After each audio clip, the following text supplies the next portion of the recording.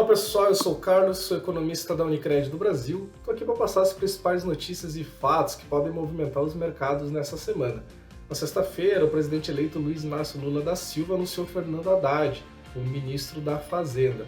A contragosto do mercado, que esperava um economista ou um ministro da Fazenda um pouco mais forte, mais ortodoxo, com mais em consenso com o mercado, o PT partiu para uma linha mais heterodoxa, trazendo alguém de confiança de dentro do partido. A expectativa agora é que o Fernando Haddad monte uma boa equipe para poder estar atuando nessa pasta que é nova para ele. O próprio Fernando Haddad disse que, a respeito da sua experiência como prefeito de São Paulo, ele não pretende ser um ministro gastador, e está apontando algumas mudanças, algumas alterações e reformas no âmbito fiscal para poder mostrar essa nova linha de pensamento que o PT traz, junto com a figura do ministro da Fazenda.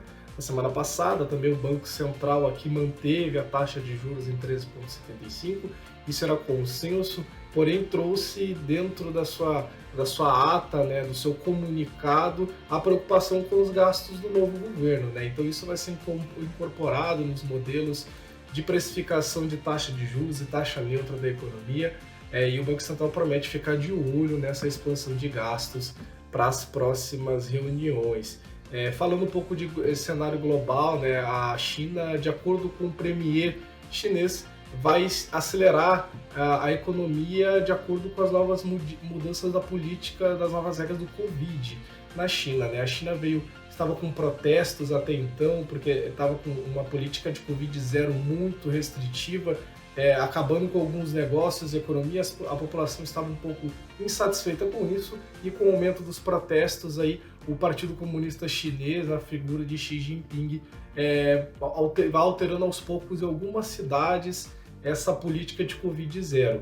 Com isso, o premier chinês então disse que, após essas novas mudanças, a China tende a ter uma economia muito mais acelerada, muito mais forte, mudando com algumas dinâmicas globais. A China é a principal parceira comercial de mais de 140 países, então a China é super importante nessa troca, nesse comércio global. Falando um pouquinho de Estados Unidos, os novos pedidos de auxílio-desemprego aumentou moderadamente, aumentando em 4 mil os pedidos para 230 mil na semana passada. E de acordo com a Janet Yellen, os Estados Unidos eles podem evitar uma recessão. A recessão não é inevitável, apontando alguns indicadores antecedentes, como preços de aluguéis que atingiram um pico, e também o mercado de trabalho, que na visão dela começa a desaquecer. As expectativas de crescimento das empresas diminuíram, e para isso eles não estão contratando mais. Também falando um pouquinho de inflação, agora voltando aqui para o cenário nacional, a inflação ela deu uma desacelerada, ela subiu menos do que o esperado no mês de novembro, 0,41 contra 0,59. Em 12 meses, essa taxa de IPCA aqui no Brasil está em torno de 5,9. E destaque, 7 dos 9 grupos pesquisados pelo IBGE apresentaram alta. Destaque para transporte, que veio 0,83, e para alimentação e bebidas, que vieram 0,53, sendo que os dois juntos contribuíram com cerca de 71% para o IPCA deste mês.